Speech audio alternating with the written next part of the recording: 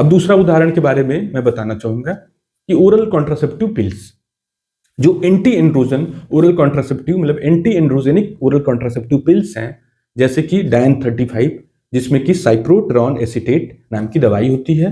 तो वो दवाई स्किन की बीमारियों में बहुत सारी जगहों पर इस्तेमाल होता है। मल्टीपल इंडिकेशन, जैसे कि ज्यादा बाल आ जाना, हिर्सुटिज्म जिसको बोला जाता है, जिसमें महिलाओं में पुरुषों की तरह बाल आ जाता है, मूंछ आ जाता है मुहासों में। Female pattern hair loss, female pattern hair loss की एक काफी, महिलाओं में जो गंजापन आता है उसमें एक काफी अव्वल दर्जे की ये दवाई होती है। तो लोग इसको गूगल पे सर्च कर लेते हैं और उसके बारे में, ये एक ही दवाई कई जगह इस्तेमाल होती है, तो वो फिर कंफ्यूज हो जाते हैं, डर जाते हैं कि ये कैसा मुझे दवाई दे दी। और जो ओरल कॉन्ट्रासेप्टिव पिल्स होते हैं उनका दूसरे प्रॉब्लम्स भी यूज होता है, गायनी की तमाम बीमारियों में। और अपने देश में कॉन्ट्रासेप्टिव, अपने देश क्या पूरे थ्रू आउट वर्ल्ड में कॉन्ट्रासेप्टिव मतलब गर्भ निरोधन के तौर पर भी उसको इस्तेमाल की जाती है। मतलब एक ही मेडिसिन कई जगह इस्तेमाल की जाती है। तो अभी रिसेंटली एक अनमैरिड लड़की थी जिसको हम लोगों ने ओरल कॉन्ट्रासेप्टिव पिल दिया। उसने गूगल पे सर्च किया और उसके बाद सेम स्टोरी कि सर आपने ये कैसी दवाई मुझे दे दी, मेरी तो शादी भी नहीं हुई है, आप मुझे क्यों गर्भ निरोधक गोली दे दिए हैं, कि इसका मुझे तो कोई गर्भ निरोधन नहीं करना है, कि गर्भ निरोधन का काम बिल्कुल यही स्टेटमेंट की जो हाई फाई परिवार की लड़कियां होती हैं शादी से पहले जो उल्टा सीधा काम करती हैं, वो सब ये सब करती हैं, गर्भ निरोधन का काम करती हैं। हम लोग सभ्य परिवार की लड़कियां हैं, मैं कैसे समाज में मुंह दिखाऊंगी, कोई दवाई मेरा देख लिया, मेरी माँ देख ली तो मैं पागल हो जाएगी कि ये मैं कौन सी दवाई खा रही हूँ। उसको मैं समझा रहा हूँ बार बार कि आपको गर्भ निरोधन के लिए नहीं दी गई है दवाई, आपको बालों की परेशानी के लिए दी गई है। आपकी केस में गर्भ निरोध से कोई मतलब नहीं है, ये प्लेन हार्मोन मेडिसिन है जो कि एंटी एंड्रोजन काम करता है, जो कि पुरुष हार्मोन के खिलाफ महिलाओं में काम करता है और बालों को मजबूत बनाता है। उसको ये बात समझ कि आप क्या कह रहे हैं मुझे समझ में ही नहीं आ रहा है, आपकी कोई बात मेरे दिमाग में जा ही नहीं रही है, मैं एकदम परेशान हूँ, रात भर परेशान हूँ, मैं सोच रही हूँ कि कैसे क्या करूँ मैं इसके लिए। मतलब उसको कन्विंस करने में कई, मतलब समझ लीजिए कि कई मैसेजेस, बात, मतलब बड़ा मुश्किल हुआ उसको कन्विंस करने में कि ये तुम्हें गर्भ निरोधन के लिए नहीं दी जा रही है। और उसको फिर इतना जब कन्विंस हो गई किसी तरह से, तो उसको साहस नहीं हो रहा था कि वो दवाई फिर से ले, तो उसका बंद करना पड़ा वो पिल। मतलब इतनी मुसीबत हम लोग को झेलनी पड़ती है। तो आपको ये समझना है कि एक दवाई मल्टीपल बीमारियों में इस्तेमाल हो सकती है, मल्टीपल बीमारियों में। एक मेडिसिन एलोपैथिक चिकित्सा पद्धति की बहुत सारी बीमारियों, जैसे कि एक मेटफॉर्मिन नाम की दवाई होती है जिससे काफी लोग फेमिलियर होते हैं, तो शुगर के लिए, डायबिटीज के लिए बड़ी पॉपुलर दवाई है। लेकिन वो दवाई बहुत सारी बीमारियों में यूज होती है। जैसे स्त्रियों में पीसीओडी नाम की बीमारी होती है, पॉलीसिस्टिक ओवेरियन डिजीज, तो उसमें बड़ी पॉपुलर मेडिसिन है। इसी तरह से स्किन में एक्यांथोसिस नाइग्रिकेंस, गला चेहरा काला हो जाता है, तो वहां पर काफी ज्यादा इस्तेमाल की जाती है। तो कई बार उसको भी लेकर के कि मुझे तो शुगर है ही नहीं, मैं मेडिकल स्टोर वाले से बोला तो वो कहा कि आपको शुगर की बीमारी है, तो मुझे तो शुगर है ही नहीं, आपने क्यों स्किन में दे दी दवाई। तो लोग इसी तरह से कंफ्यूज होकर फिर मेटफॉर्मिन गूगल पे सर्च करते हैं, सबसे पहले आ जाता है कि ये शुगर कम करने की दवाई होती है, तो एकदम पैनिक। अब थर्ड इंसिडेंस में बताता हूँ। एक गोली होती है ट्रानेक्समिक एसिड।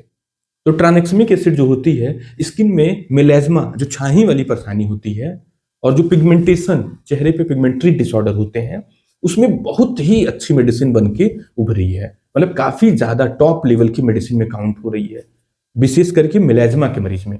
इसी तरह एक महिला को हमने ट्रानेक्समिक एसिड दिया, वो देवरिया की रहने वाली थी। देवरिया गोरखपुर से कितना दूरी पे है, 50-60 किलोमीटर पे। तभी जस्ट की बात है, थोड़ा दिन पहले की बात है। तो वो 2 दिन के बाद इसी ठंड में भागते हुए वो और उसका हस्बैंड, वही गूगल का सर्च करके भागते हुए आया कि ये आपने महामारी कम करने वाली, ब्लीडिंग कम करने वाली दवाई क्यों दे दी है इसको। तो उसको काफी देर लगा समझाने में कि इसका माहवारी से कोई लेना देना नहीं है। जो माहवारी में दवाई का पावर इस्तेमाल होता है वो बिल्कुल भिन्न होता है, और जो चमड़ी में पावर होता है, जब दवाई का पावर जो चमड़ी पे होता है वो बिल्कुल भिन्न होता है। तो एक ही दवाई अलग अलग डोज में अलग अलग बीमारी पे काम करती है। तो वो उसको काफी देर तक, उसके बाद उसको मेरी बात पे कोई भरोसा नहीं हो रहा है।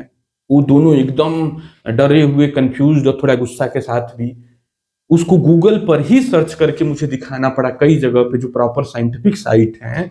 ये देखो ट्रानेक्समिक एसिड मेलाज्मा में कितने बड़े बड़े रिसर्च पेपर में पब्लिश है, इसका डॉक्टर कैसे कैसे इस्तेमाल करते हैं। मतलब गूगल पर ही फिर उसने विश्वास किया। जब मैंने उसको गूगल पे दिखाया तो अंत में दवाई उसकी कोई परिवर्तित नहीं हुई। वो वही दवाई ट्रांexamic एसिड ही स्वीकार करके, पता नहीं बाद में खाया होगा फेंक दिया होगा, वी डोंट नो। लेकिन हुआ क्या कि इसी ठंड में वो देवरिया से भागते हुए आया, बस से आया होगा, किराया भाड़ा लगा होगा, फिर स्टेशन से ऑटो से आया होगा, फिर वही एक काम बस नहीं किया होता, गूगल नहीं किया होता तो इतना भाग दौड़ और इतना डर और इतना पैनिक वाली कंडीशन उसकी नहीं आई होती।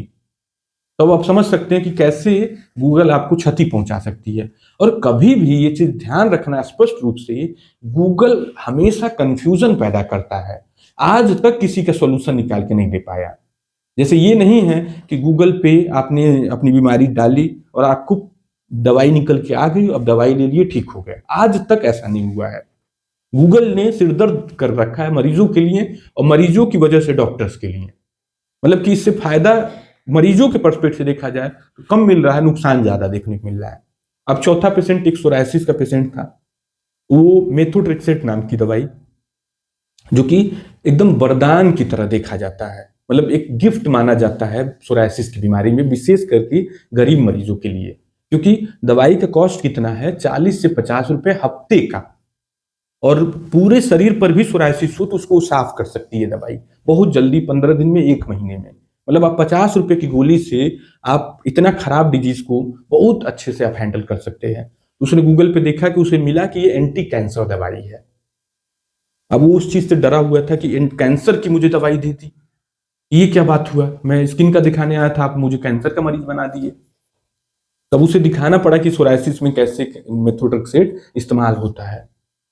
इसी तरह से लोग अपनी बीमारियों को गूगल पे सर्च कर ले रहे हैं फोटो खींच करके, और अक्सर हमारी ओपीडी में आते हैं कि उस पर दिखा रहा था कि फला फला कैंसर हो सकता है, और मैं इसीलिए आया हूं। जैसे एक कल बच्ची है, उसके बस ड्राई पैचेस थे 2-3 जगह, मतलब वो नारियल का तेल अच्छे से लगा देती, केवल नारियल का तेल या वैसलीन, तो जो ठंड की वजह से ड्राइनेस वाले पैचेस होते हैं वो खत्म हो जाते हैं उसके। लेकिन उसने गूगल का सर्च किया, किस साइट पे सर्च किया, क्या सर्च किया, और उसका निष्कर्ष था कि कहीं मुझे कैंसर की बीमारी तो नहीं हो गई है, तो बस मैं यही पक्का करने आई हूँ। तब अब आप समझ सकते हैं कि किस तरह से कितने हाई लेवल पे लोगों को परेशानी झेलनी पड़ रही है, नुकसान झेलना पड़ रहा है। निश्चित तौर पे गूगल एक जानकारी का स्रोत है, आप ले सकते हैं, एक्सप्लोर कर सकते हैं, लेकिन उसमें आप सारे फैक्ट्स को देखें, सारी चीज को पहले तो कोशिश करें कि जो ऑथेंटिक रिसर्च साइट है उसके बारे वहां से सर्च करें, और उसमें सारे प्रोस कॉन्स को देखें। लेकिन कभी भी गूगल को अपना फाइनल निर्णय लेने वाला चीज न बना लें, उसमें आप डॉक्टर के ऊपर छोड़ें। आप उस बातों को रख दें कि ऐसा मुझे प्रतीत हुआ है, ऐसा मुझे कुछ इंफॉर्मेशन मिली है, तो क्या ये सही इंफॉर्मेशन है, कितनी सत्यता है, किस कंडीशन में ये ऐसा हो सकता है, आप उसके बारे में डिस्कस कर सकते हैं। लेकिन उसको फाइनल कंक्लूजन बना लेना, निष्कर्ष बना लेना, और उसको कट करने के लिए फिर गूगल का ही सहारा लेना, फिर भी डॉक्टर की बात नहीं मानना, ये सब मतलब आपके थॉट लेवल पे प्रॉब्लम को भी बताता है कि आपकी जो थॉट प्रोसेस है उसको और करेक्ट करने की जरूरत है, चीजों को करेक्ट करने की जरूरत है। मेरी गाड़ी खराब हो जाए, कार खराब हो जाए, तो मैं गूगल पे खोल करके, मैकेनिक मिल जाएगा आपको, वीडियो आसानी से मिल जाएगा, उसको मैं सही करने लगूं तो क्या होगा। इलेक्ट्रिसिटी वायरिंग खराब हो जाए, स्विच खराब हो जाए, हो सके एक आध बार आप ठीक कर लेंगे, लेकिन अंततोगत्वा क्या होगा कि बुरी हालत होगी, पैसा, समय, सब कुछ नुकसान होगा। तो बेटर है कि हर एक व्यक्ति जो उस फील्ड में एक्सपर्ट है उसकी बातों को ध्यान दिया जाए और उसके एक्सपीरियंस को कैरी किया जाए। Thank you.